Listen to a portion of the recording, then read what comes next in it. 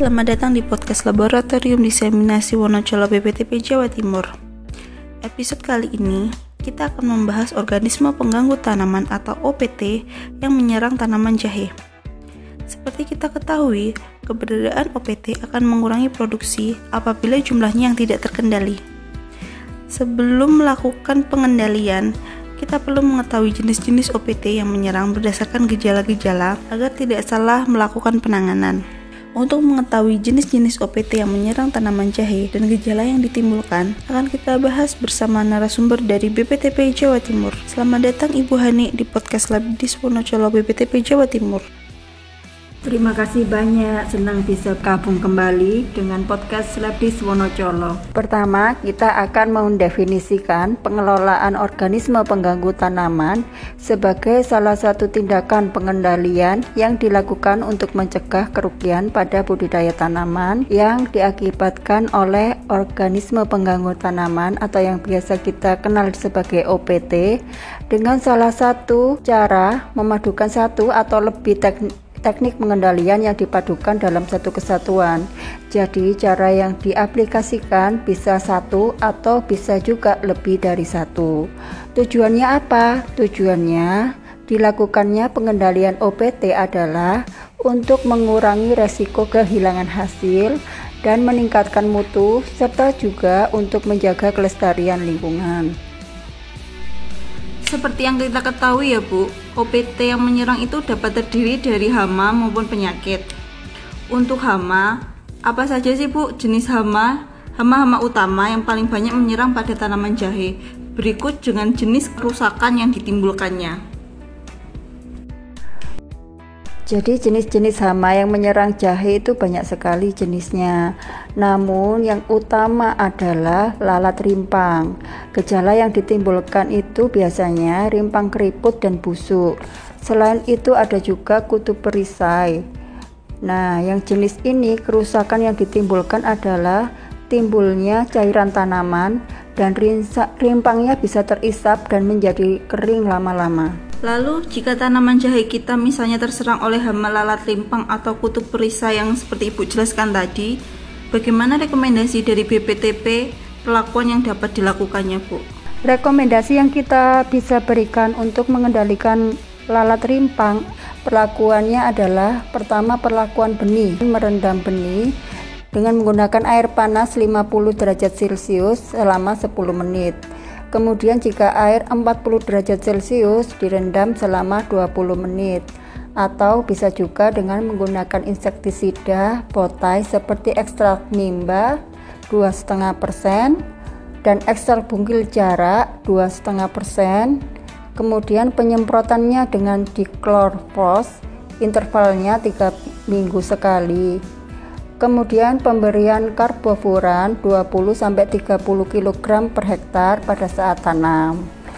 Itu pengendalian lalat rimpang. Sedangkan untuk kutu perisai dapat dengan memberikan perlakuan benih dengan menggunakan rendaman metil bromida atau aluminium fosfida, fumigasi, air panas 50 derajat Celcius selama 10 menit, insektisida sintetik seperti karbosulfan 2 ml per liter atau dengan menggunakan insektisida botani seperti ekstrak nimba 2,5% dan ekstrak bungkil jarak 2,5%. Nah, itu tadi untuk jenis-jenis hama dan berikut perlakuannya. Lalu jika dari jenis penyakitnya, apa saja Bu jenis penyakit yang paling banyak menyerang tanaman jahe? Dan apa saja gejala-gejala yang ditimbulkannya?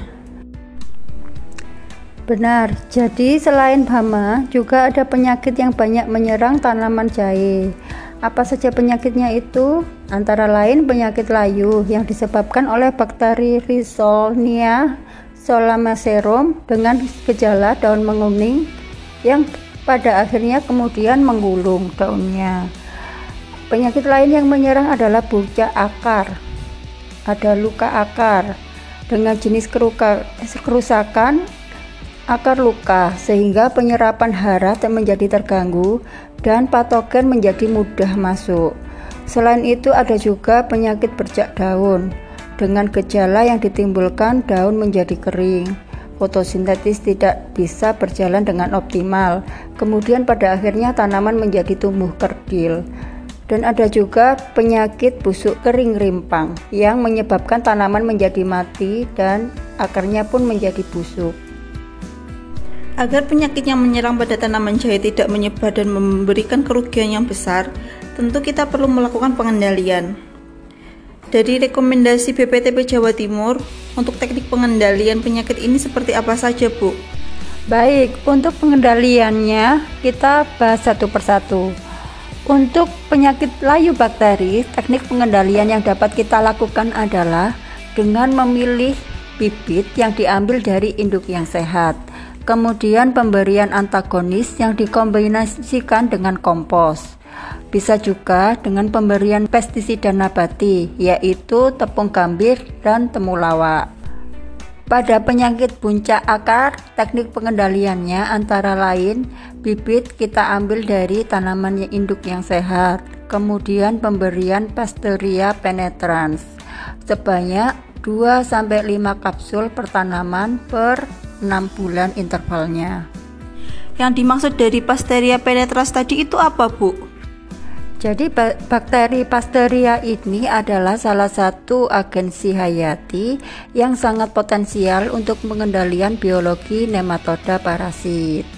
Kemudian selain menggunakan Pasteurella, kita bisa memberikan tepung biji limbah sebanyak 25-50 gram per tanaman dengan interval 3 bulan.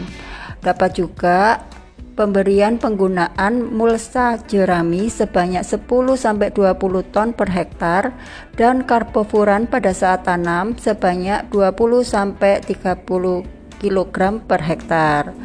Sedangkan untuk penyakit bercak daun dapat kita lakukan teknik pengendalian antara lain yang pertama pasti kita memilih bibit yang diambil dari tanaman induk yang sehat.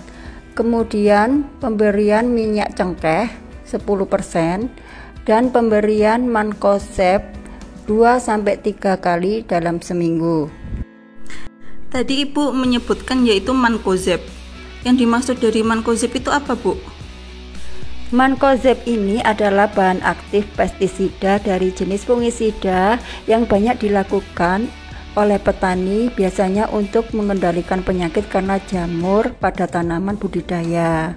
Begitu. Dan terakhir, untuk penyakit busuk rimpang, pengendalian yang dapat dilakukan adalah selain memberi pupuk bibit yang dari tanaman indukan yang sehat, juga pemberian formula antibiotik.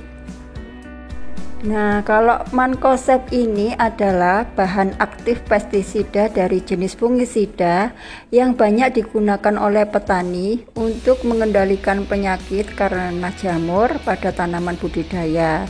Mancozeb ini sebagai bahan aktif mengenai merek mungkin terserah pada petani.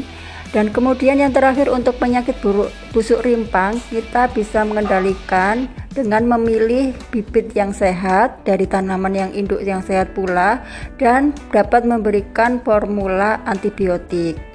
Demikian. Luar biasa sekali penjelasan dari Ibu narasumber kita.